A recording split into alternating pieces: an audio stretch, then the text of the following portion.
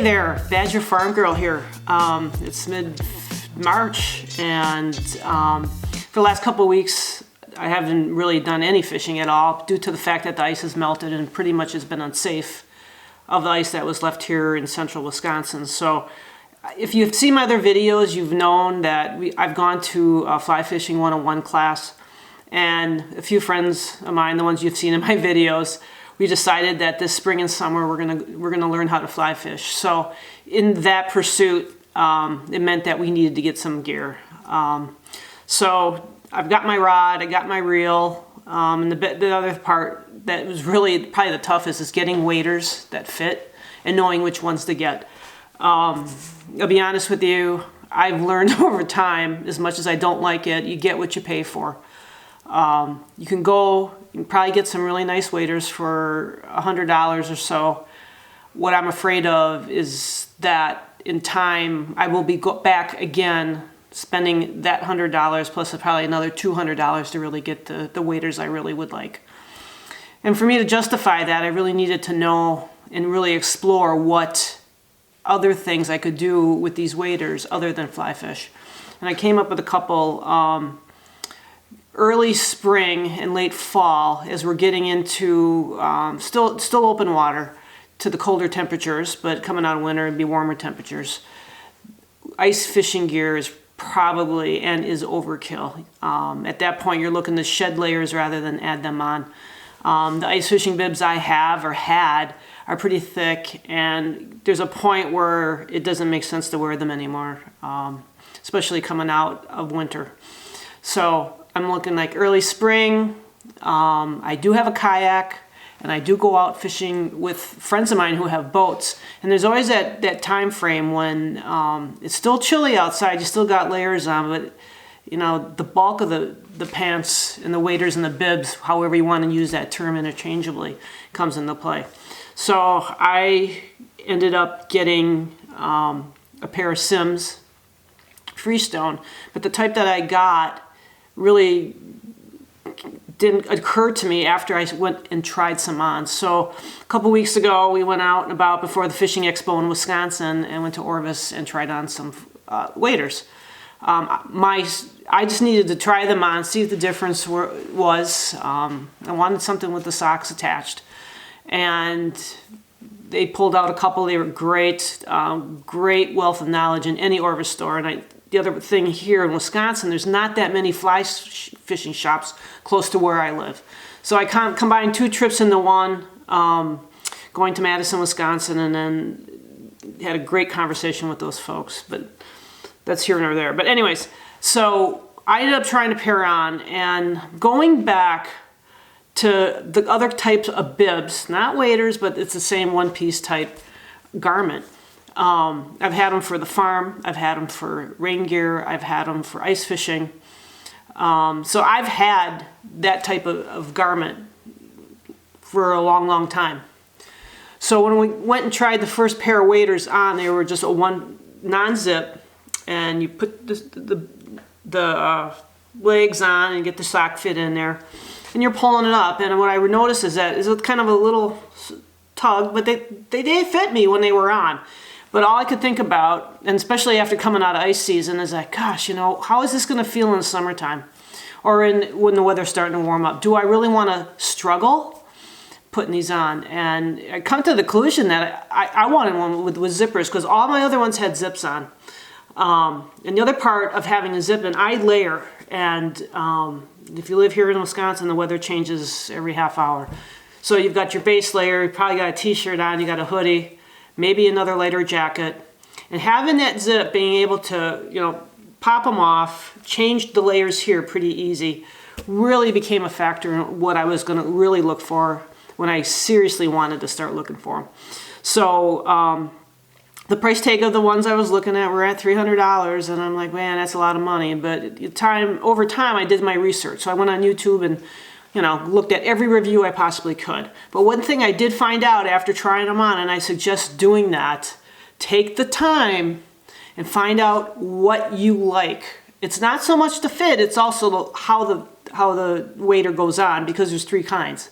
You've got the full body wader. Then you have the convertible ones where they can drop down to your waist, and you also have pants that you can wade in.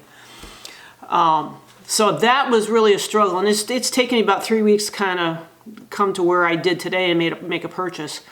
But I decided to spend the money because I know it's going to be well worth it. And then the other thing you're going to find out, the materials in which these are made out of really make a difference and really separates the $100 ones from $150, $130.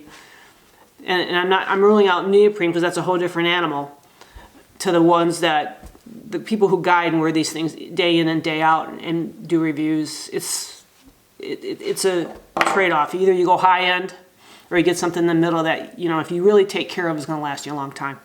So that's what I ended up doing. But I ended up going with the zips, and that was really important to me. But what I did find out with mine, I've got the guys. I'm 5'9". I got bigger feet. They fit me better than the women's did. But what also on the ones that I did get, there's a women's version where the zip is on the side for the ease of using the bathroom. I've never had an issue unzipping this way and going. It's just never been a problem for me, but some people it might be. So I will show you what I ended up getting and then kind of why I made the decision. All right, let me show you the waders. So here they are. They're a zip front right here.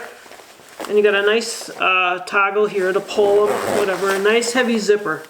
All the seams are sealed in the inside. I don't know if you can see that right in here.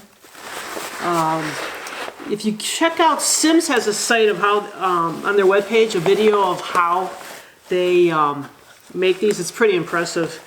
All made in the United States, which is pretty cool. So like I said earlier, they do come up to here. And I've got some room inside here. So for a hoodie, another jacket, whatever, I'm going to have the space to do that without affecting actually below the waist. The belt is attached. There's 3 belt loops on these, which is really nice. That I don't have to worry about having a belt as a separate piece. If I, you know, come home and pack them, and you know, I do whatever, and then I forget to bring my belt, because apparently you can get fancier belts than these here. And this is really a functional tool. Things you need to know. This belt is really key in a pair of waders, which I didn't know until I went to the Orvis store. You got to cinch this up really tight to prevent water from going underneath. If you did fall in the water, and you know, this is kind of like being in a trash bag, it will fill up and you're going to be carrying that weight. This, having the belt cinched really tight to your waist, will prevent the lower part of your body filling up with water. At least not 100%, but it will slow down that whole process, versus if it was open, free for all, you know, all that water go in there and then you're going to be in trouble. So there's a function to that belt. There's a little piece here that you can hang them to dry. Inside the chest pocket here, there's a zipper pocket here. A lot of the higher end bibs do have pockets on the inside. This is kind of a meshy material. You know, I'm not sure what I would put in there. I don't think I put my wallet in there. Maybe a fly box would probably be a good thing, or something you'd want to keep close to your chest. Other than that, there's, of course, markings for Simms on the inside. There's hand warmers, felted hand warmers on both sides, which is kind of nice. My striker bibs had that, and I just find that's kind of nice. When your hands get wet from, you know, messing with the fish and you're lying in the water, it's just kind of nice if you don't have gloves on and have a place to put your hands and get warm. They're lined on the fleece on the inside. I don't know if you can see that. Nice detail. And then you also have a waterproof zipper on the outside. You know, not a great size pocket. I would say this is probably more waterproof on the one on the inside. A place to put a cell phone. Maybe I would try to find some other way of protecting your cell phone if you're going to take it with you. And again, a good zipper here to zip it up.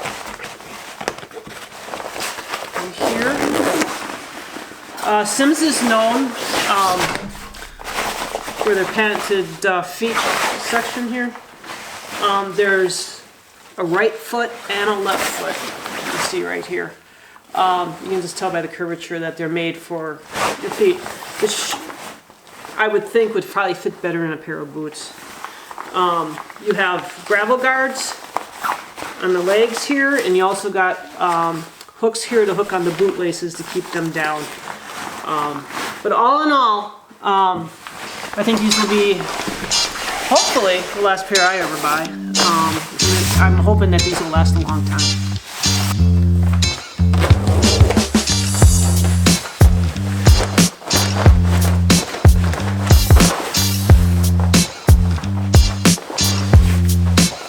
So this is what I went with, and these are the Freestone by Simms. Hope you liked the video. Please leave a comment. I think it's important that we all learn from our experience with fishing and buying equipment. I think, you know, a lot of it I've learned over the years is spend the money up front so you don't have to buy it twice or 3 times because you went on the cheap side. So, anyways, peace! So I hope this helps, and I will see you on the next one.